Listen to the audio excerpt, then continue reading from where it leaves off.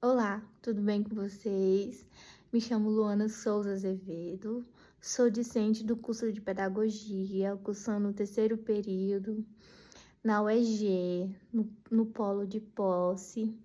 E a gente está estudando, basicamente nesse período, a história social da criança e da infância. E vou abordar eu vou pontuar uns conceitos sobre especificamente um livro, que é o Desaparecimento da Infância, de Neil Postman. Basicamente, ele aborda a evolução e o desaparecimento da infância na sociedade moderna, né? E esse livro, ele é dividido em duas partes, que é basicamente a invenção da infância e as condições sociais, e o impacto da mídia, que é da comunicação na erosão da infância. Então, qual foi a contribuição dos gregos para a ideia da infância? Os gregos, eles contribuíram para a infância a fornecer um prenúncio dessa categoria, embora a gente não reconhece como entendemos hoje, né? Eles desenvolveram uma preocupação na educação dos jovens, a refletir nas obras do filósofo, principalmente como Platão, né? E discutiram a importância de ensino de virtude e coragem. Apesar da sua visão, que é ambivalente, né, sobre a infância, os gregos estabeleceram uma base de compreensão desse conceito. Isso foi mais ou menos da página 9 à página 11 a 17, sabe? E qual foi a percepção do autor na ideia da infância nesses dias atuais, nos dias atuais, né? Que o autor, ele percebe a ideia do desaparecimento rapidamente na cultura moderna. No caso, teve um desaparecimento da infância na cultura moderna, né? Uma linha divisória, a idade adulta se tornando mais indistinta, né? Aí ele argumenta uma transformação impulsionada pela evolução do meio de comunicação, né?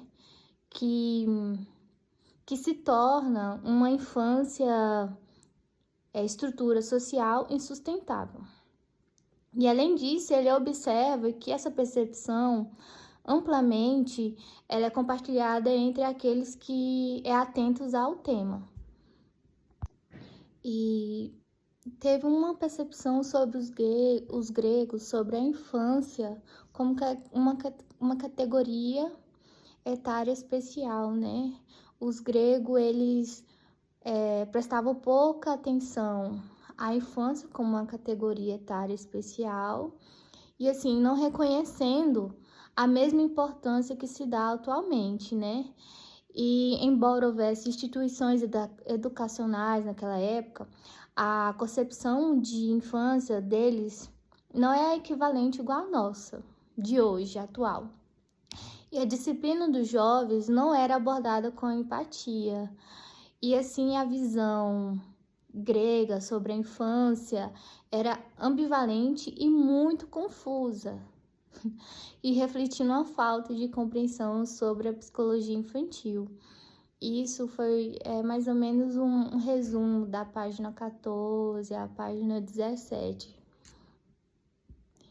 E quais foram as mudanças na percepção, né, da infância após a Idade Média? Após a Idade Média, a infância passou a ser reconhecida como uma fase distinta da vida, com uma ideia de infância emergindo como estrutura social, uma condição psicológica. E a Renascença, ela trouxe uma nova valorização à infância, né? Enfatizando a educação, o desenvolvimento emocional da criança. E essa mudança culminou em uma maior separação entre o mundo distinto, entre o adulto e o infantil, com instituições práticas sociais que refletiam essa nova compreensão dessa época, assim, após a Idade Média, né? E um ponto importante que eu quero falar é as características da infância na Idade Média, que foi apontada assim no livro, né? Na Idade Média, a infância era caracterizada pela invisibilidade social, onde as crianças e os adultos compartilhavam a mesma esfera social, no caso, o mesmo ciclo, né? Social e cultural, sem instituições segregadoras. E naquela época as crianças eram vistas em pequenos adultos, com a infância terminando em volta dos 7 anos. Então, para eles, a infância acabava até os 7 anos de idade. Quando se esperasse que eles já se dominassem uma linguagem, um comportamento adulto a partir dessa idade. E além disso, eles não haviam uma concepção de desenvolvimento infantil ou uma escolarização. E as crianças frequentemente eram envolvidas em trabalhos adultos desde cedo. Então, naquela época, a criança para eles era até os 7 anos de idade, já trabalhavam, depois eles já cobravam a linguagem, uma postura, um comportamento. Para eles, a partir de 7 anos, já era adulto, já tinha que trabalhar. Então, era uma coisa normal, frequente na Idade Média. É importante abordar também sobre quais foram os principais fatores que contribuíram para o desaparecimento da infância na sociedade moderna. Porque teve os fatores, né, que contribuíram, que inclui que foi incluir a diminuição da capacidade de ler e escrever. Isso foi uma das principais características. A desvalorização da educação, a perda do conceito de vergonha. E essas mudanças sociais culturais levaram uma crescente individualidade entre comportamento e expectativas de adulto e criança, né? E além disso, a evolução dos meios de comunicação, especialmente a transição de presa tipográfica, a mídia eletrônica transformou a estrutura social em algo sustentável. Bom, também é bem importante falar as consequências que tiveram, né? Desse desaparecimento da infância na sociedade contemporânea, que teve. Porque, assim, as consequências da infância na sociedade contemporânea incluem praticamente crescente uma indistinguibilidade entre os comportamentos e as atitudes dos adultos e da criança, resultando em uma erosão de características tradicionais da infância. E isso há um movimento crescente, né, reformulando os direitos legais da criança, equivando aos adultos, que pode levar a uma perda da proteção da inocência infantil. Isso tanto que é um impacto grande, né? E por fim, a percepção que a infância está se esvaziando e pode impactar negativamente o desenvolvimento emocional e social das crianças, afetando a sua identidade e bem-estar. Então, isso foi uma das consequências do desaparecimento da infância. É importante também falar sobre as características da infância no século XVI. Bem antes do século XVI, a infância ela era caracterizada pela falta de reconhecimento como uma fase distinta da vida adulta, né? As crianças sendo tratadas como os pequenos adultos, como eu disse isso mais atrás do vídeo, né? Não havia instituições educacionais formais e as crianças elas eram envolvidas normal no trabalho, como adulto desde cedo, como eu disse, depois dos 7 anos de idade, sem proteção, sem cuidados especiais. E além disso, a comunicação e o comportamento eram compartilhados entre adultos e crianças, e sem uma linguagem, sem uma cultura infantil separada. É uma coisa que a gente pode reparar de hoje, né?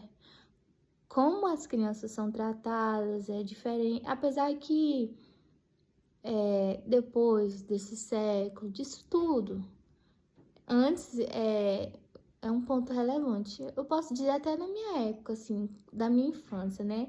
Tinha coisas que eu não podia sentar no meio de adultos, conversar, né? Hoje já tá mais diferente.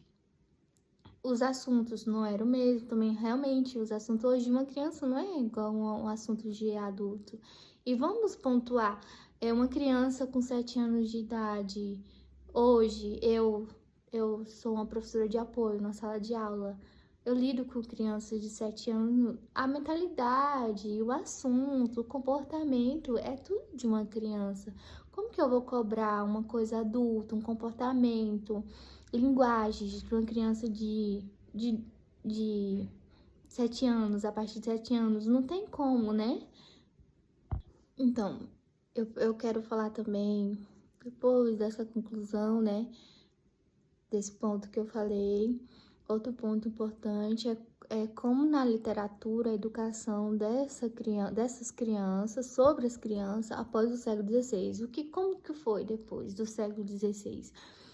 Após o século XVI, a literatura da criança e educação sobre a criança mudaram significativamente. Com o surgimento da imprensa, a alfabetização já veio socializada, criaram uma nova definição de infância, começaram a surgir livros sobre criação de filhos e literatura infantil, refletindo uma crescente valorização da infância como uma fase distinta e importante da vida. E nessa época, a escolaridade ela se tornou mais comum, né? A educação passou a ser vista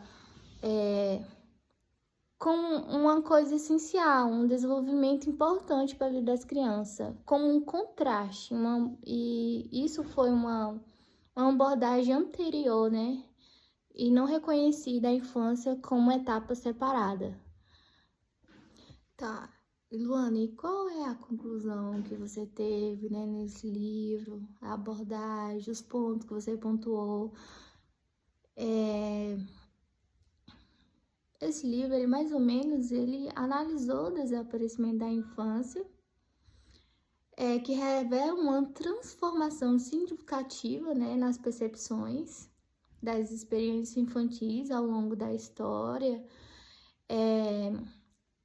como os fatores diminuíram na capacidade de ler, escrever, como a desvalorização da educação e a perda do conceito de vergonha, né, que foi um ponto que eu falei, contribuíram na erosão das características tradicionais da infância.